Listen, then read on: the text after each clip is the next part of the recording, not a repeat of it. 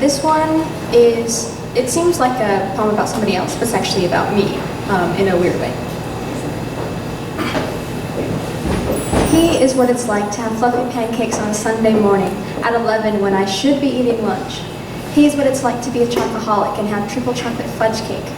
I can only imagine what it'd be like to hold his hand, and I try to be a little as cliche as possible, but he makes me feel like rain clouds to farmers in drought season. I want to map out the different faces he makes, a diagram of affection in the way I feel when I hear his voice. He's the way it feels to rub your feet on a carpet in socks and then poke a television screen, when my mother yells at me for sitting too close to the TV or spending too much time alone in my room. He is what it's like to dig a small hole and fill it with water, only to play in the mud, when you bury something in the backyard but forget where you buried it the next day. The way the moon sometimes looks like a half-eaten cookie and the way it is to eat a cookie. He is the little ants carrying a really big crumb and a tiny honeybee in a field of sunflowers. I wake up some nights at 2 a.m. and I try to remember what he looks like. I can only see pizza or forget-me-nots or the color green. I remember his hair and the way he looks when he smiles and even his really nice nose.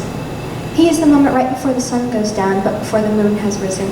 The house on the corner of the block that always has a variety of flowers, the first day of kindergarten, illegal fireworks, no socks on a summer's day.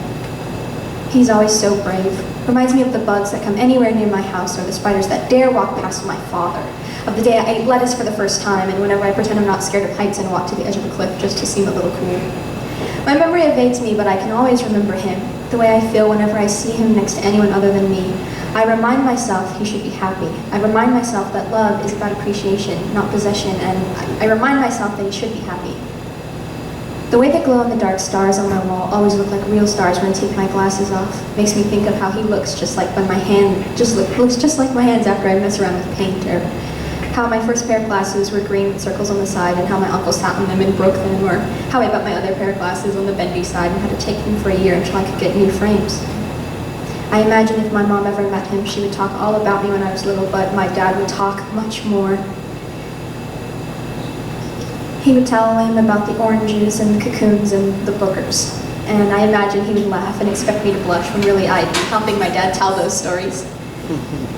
My father would work with me in the garage to build the moon for him, and my mother would tell me I did a good job when I shot it up in the sky. He would finally hold my hand and I would finally tell him how he looks just like the stars and the way it looks in my room at 10 p.m. when I take my glasses off. Thank you.